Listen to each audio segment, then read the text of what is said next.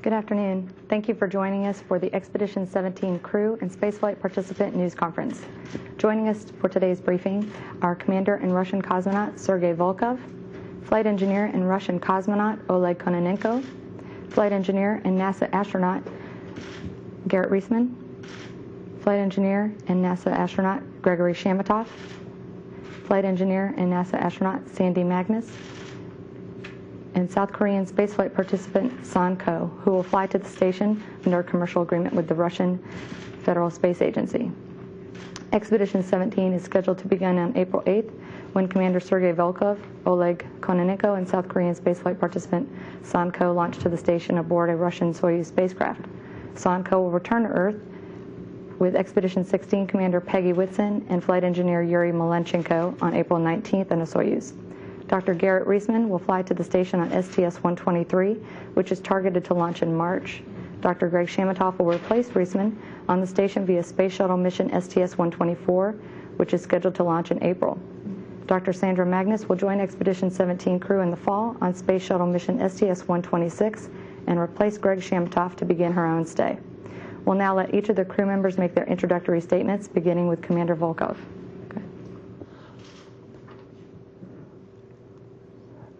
Hello, I'm Volkov Sergei, commander of Expedition 17. And a little bit about me. I graduated from school in 1990s from Star City. Then I finished Tambov Military School of Pilot in 1995. And in 1997, I was selected as a cosmonaut for the GCTC cosmonaut group. Since 2001, I've been training as a crew member of the Space Shuttle crew. I've done this training for Expedition 7 backup.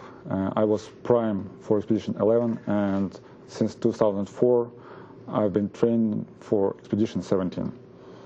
Now I want to introduce my colleague, Oleg Kononenko, Flight Engineer number 1 for Expedition 17. Hello, my name is Oleg Kononenko. I am test cosmonauts Rocket Space Corporation Energy. This is my third crew training. Before I was backup flight engineer expedition, third expedition taxi crew.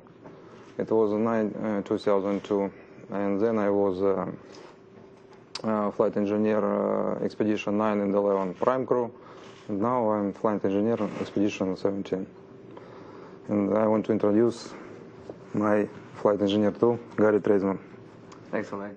My name is Garrett Reisman. I'm from the great state of New Jersey and have been an astronaut here at NASA since 1998.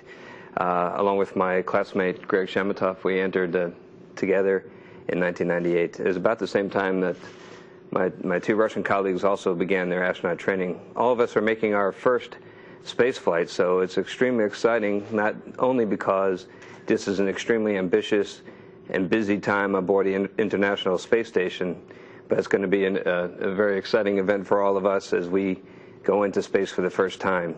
I started training back in 1998 and was a member of the Expedition 14 backup crew, and now I'll be launching in March 13th aboard the Space Shuttle Endeavour on STS-123.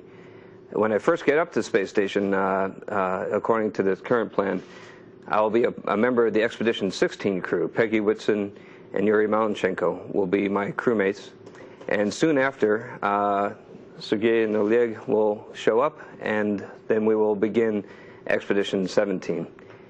Not too long after that is the planned launch of STS-124, and that space shuttle will bring up my replacement, Greg Shamatov, and I will hand the station, my duties aboard the station, over to his very capable hands. So with that, I'd like to introduce Greg Shamatov. Thanks, Garrett. And thanks, everyone, for coming here today. Expedition 17 is going to be a very exciting mission. I'm really honored to be part of it, not only because I get to work with these great people up here, but also with the Columbus flying on STS-122, the European module, and the Japanese module flying on both Garrett's mission 123 and STS-124, the one that I'm flying up on. All of a sudden, we have a whole new set of control centers involved in the spaceflight operations, and it's truly going to be a multinational space station with research and operations going on around the world. So it's going to be really an honor for us to work with everybody. For me personally, this is a dream come true, as it is, I think, for everybody up here today. I'm from Montreal, Canada, originally, and I've always wanted to do this since I was 6 years old when I saw the launch of Apollo 11. And my background, basically electrical engineering undergrad and aeronautical engineering, and also guidance and control and planetary science, sort of other graduate degrees. Before coming here, I was visiting professor for a while at University of Sydney in aeronautical engineering, and also I worked here in the Mission Control Center as a flight controller for guidance and control. On the mission, I'm looking forward to getting up there, opening the hatch, and seeing Garrett's smiling face welcoming me up there. And we're going to do a lot of handover operations, like you said. Also, at that point, there'll be 10 people on board, and we have a very complicated and efficient plan for the choreography to install the Japanese module. It involves a lot of robotics, 3 EVAs, internal rack transfers, activation of a lot of components. It's a very busy time, about 9 days. And after the shuttle leaves, during the expedition, I'll be continuing to check out and activate some of the Japanese module components, getting their robotic arm working for external science operations they're planning to do. There'll also be, of course, a whole science program in all the modules for all of us. So that there's something like 43 science experiments in the U.S., European, and Japanese modules for me during the mission.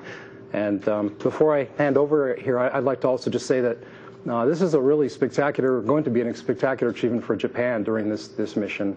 The Japanese module is a real beautiful engineering system. It's a spectacular piece of engineering, and the Japanese people are very proud of it, as they should be, and it's an honor for us to bring it up there.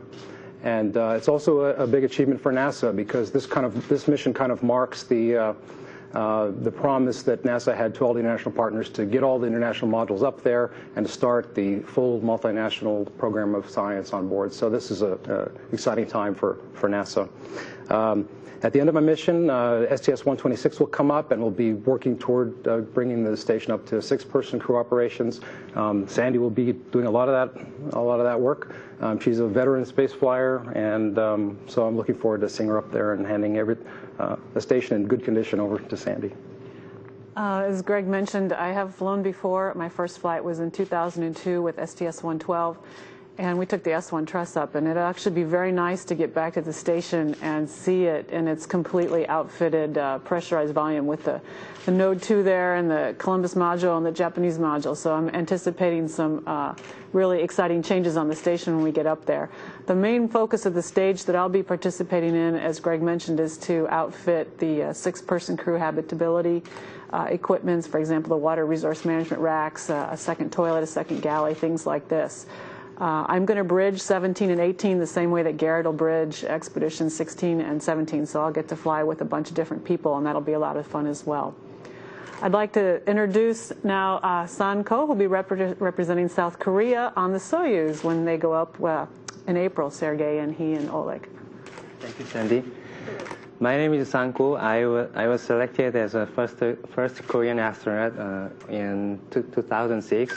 And I and Soyeon, my backup, she's sitting over there. We've been training in Star City since March 2007, and my country is trying to send the first astronaut to the space.